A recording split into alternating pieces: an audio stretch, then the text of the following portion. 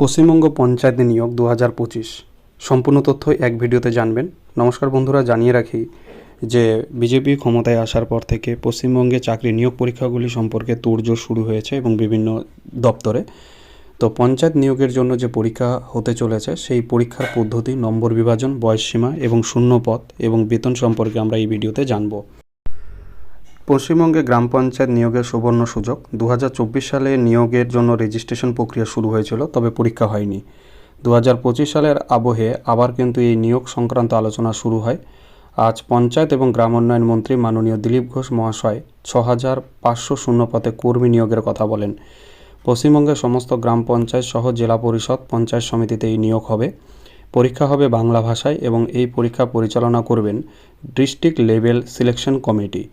শূন্যপদ রয়েছে গ্রাম পঞ্চায়েতে 6102টি, পঞ্চায়েত সমিতির জন্য রয়েছে 564টি এবং জেলা পরিষদের জন্য রয়েছে 550টি শূন্যপদ এবং মোট শূন্যপদ 6652টি।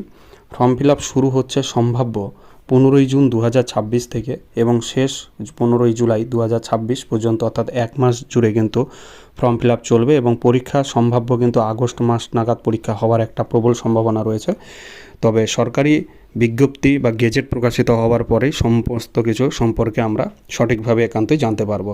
এই ডেটগুলি সম্ভাব্য 15 জুন ফর্ম ফিল আপ সম্ভবত শুরু হতে পারে এবং পরীক্ষা আগস্টের 2025 আগস্টের দ্বিতীয় সপ্তাহের দিকে পরীক্ষা হওয়ার কিন্তু জোর সম্ভাবনা রয়েছে, যদি সব কিছু ঠিকঠাক থাকে।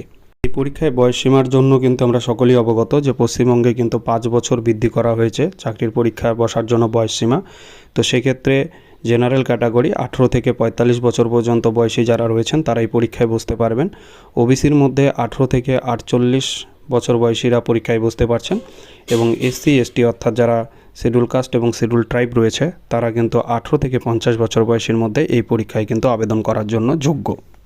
পঞ্চায়েত কর্মী যোগ্যতা ক্লাস 8 পাস এবং বেতন সম্ভাব্য 17,000 থেকে 40,200। গ্রুপ ডি ক্লাস 8 পাস থাকলে আবেদন করতে পারবেন, বেতন 17,000 থেকে 40,200।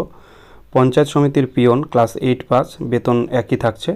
কেশিয়ার মাধ্যমিক পাস 22,700 থেকে 58,500 টাকা পর্যন্ত বেতন। গ্রাম পঞ্চায়েতের সহায়ক 50 নম্বর সহ মাধ্যমিক পাস দরকার এখানে। 21,000 থেকে 54,000 পর্যন্ত তাদের বেতন হতে পারে। অ্যাকাউন্টেন্ট ক্লার্ক মাধ্যমিকের সঙ্গে কম্পিউটারের দক্ষতা আবশ্যিকভাবে থাকতে হবে, 1 বছরের ডিপ্লোমা কোর্স পাস হতে হবে। ক্লার্ক কাম টাইপিস্ট মাধ্যমিকের সঙ্গে কম্পিউটারের দক্ষতা এবং টাইপিং জানতে হবে, 22,700 থেকে 58,500 বেতন এবং উপরিউক্ত বেতন স্কেল পশ্চিমবঙ্গ সরকারের বিদ্যমান নিয়ম অনুসারে কিন্তু প্রযোজ্য হবে। নেক্সট পদ কিন্তু ডাটা এন্ট্রি অপারেটর, মাধ্যমিকের সঙ্গে কম্পিউটার দক্ষতা এবং টাইপিং স্কেল সম্পর্কে সঠিক দক্ষতা বা জ্ঞান থাকতে হবে, বেতন 22,700 থেকে 58,500। লোয়ার ডিভিশন ক্লার্ক মাধ্যমিকের সঙ্গে কিন্তু টাইপিং জানতে হবে। গ্রাম পঞ্চায়েত সেক্রেটারি উচ্চ মাধ্যমিকের সঙ্গে কম্পিউটার দক্ষতা কিন্তু আবশ্যিক। স্টেনোগ্রাফার স্নাতক পাস সঙ্গে computer diploma degree. Assistant account স্নাতক পাস সঙ্গে কম্পিউটার ডিপ্লোমা ডিগ্রির প্রয়োজন। পঞ্চায়েত সমিতির অ্যাকাউন্টেন্ট ক্লার্ক স্নাতক পাস সঙ্গে কিন্তু কম্পিউটারের ডিপ্লোমা ডিগ্রি দরকার। এখানে অ্যাকাউন্টেন্ট ক্লার্ক যারা হবে তাদের কিন্তু কমার্স বিষয়ের উপরে স্নাতক হতে হবে। এছাড়া রয়েছে নির্মাণ সহায়ক, সিভিল ইঞ্জিনিয়ার যারা রয়েছে তারা এখানে আবেদন করতে পারে এবং বেতন কিন্তু 35,800 থেকে তাদের 92,100 পর্যন্ত। যোগ্যতা অনুযায়ী নিয়োগ সম্পূর্ণ স্বচ্ছ ও মেধাভিত্তিক হবে।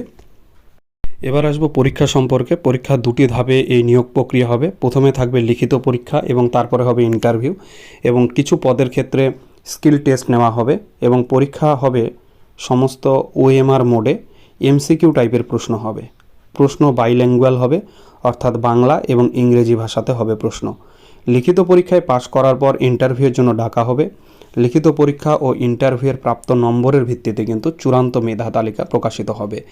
তাহলে আগে কিন্তু ওএমআর মোডে পরীক্ষা হচ্ছে, লিখিত পরীক্ষা ও এমসিকিউ টাইপের বাংলা এবং ইংরেজি ভাষায়। তারপরে কিন্তু কম্পিউটার দক্ষতা পরীক্ষা করা হবে এবং টাইপিং স্কেল এবং তারপরে সবগুলি মিলিয়ে চূড়ান্ত মেধা তালিকা তৈরি করা হবে এবং তার ভিত্তিতেই কিন্তু নিয়োগ সম্পন্ন হবে। পঞ্চায়েত কর্মীদের 43 মার্কের লিখিত পরীক্ষা হবে, 43টি এমসিকিউ কোশ্চেন থাকবে এবং ইন্টারভিউ থাকবে 7 নাম্বার। গ্রুপ ডি 43, পঞ্চায়েত সমিতির পিয়ন 43 এবং গ্রাম পঞ্চায়েতের সহায়ক 85 এবং গ্রাম পঞ্চায়েত সেক্রেটারির জন্য 85 মার্ক, অ্যাকাউন্টেন্ট ক্লার্ক 85 এবং ক্লার্ক কাম টাইপিস্টের জন্য কিন্তু 85 মার্কের হচ্ছে লিখিত পরীক্ষা।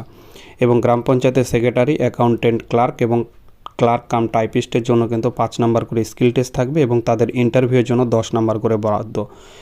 এবং পঞ্চায়েত কর্মীর জন্য ইন্টারভিউ 7, গ্রুপ ডিদের জন্য 7, পঞ্চায়েত সমিতির পিউনের জন্য 7 নাম্বার ইন্টারভিউ থাকছে। আর গ্রাম পঞ্চায়েতে যারা সহায়ক হবেন তাদের কিন্তু কোনো রকম স্কিল টেস্ট থাকছে না, তাদের কিন্তু লিখিত পরীক্ষা হবে 85 নম্বরের মধ্যে এবং ইন্টারভিউ থাকছে 15 নম্বর, অর্থাৎ 85 এবং 15 এই দিয়ে কিন্তু টোটাল 100 মার্ক।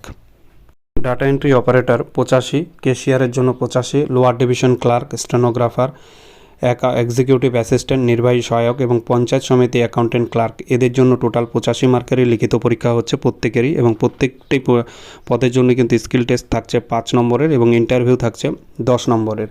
কিন্তু কিছু ক্ষেত্রে 15 নম্বর রয়েছে, সেটা হচ্ছে ক্যাশিয়ারের জন্য কিন্তু 15 নম্বর, লোয়ার ডিভিশন ক্লার্কেরও ইন্টারভিউ 15 এবং নির্মাণ সহায়িকাদেরও কিন্তু 15 নম্বরের কিন্তু ইন্টারভিউ হবে।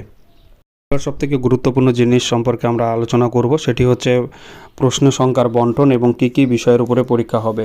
পরীক্ষা থাকছে ইংলিশ বিষয় থাকবে 25 নম্বরের জন্য, ঠিক আছে, এবং 25টি প্রশ্ন থাকছে। বাংলায় থাকবে 25টি প্রশ্ন এবং 25 নম্বরের জন্য বরাদ্দ।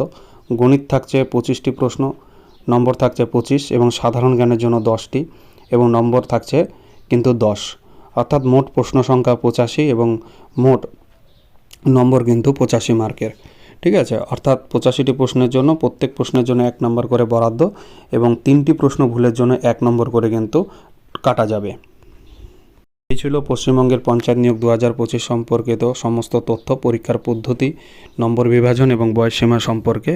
এরপরে সম্ভবত সামনের মাসেই অর্থাৎ জুন মাসে কিন্তু প্রথম সপ্তাহের দিকে এই সম্পর্কিত সরকারি নোটিশ বা বিজ্ঞপ্তি বেরোবে এবং তারপরেই কিন্তু ফর্ম ফিল আপ শুরু হবে।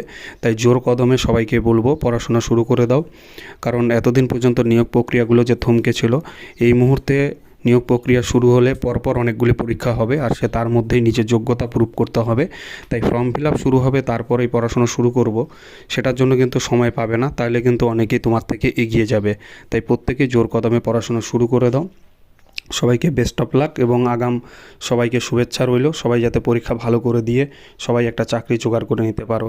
ধন্যবাদ। ভিডিওটি ভালো লাগলে লাইক, কমেন্ট এবং শেয়ার অবশ্যই করে দিবে এবং চ্যানেলে নতুন হয়ে থাকলে অবশ্যই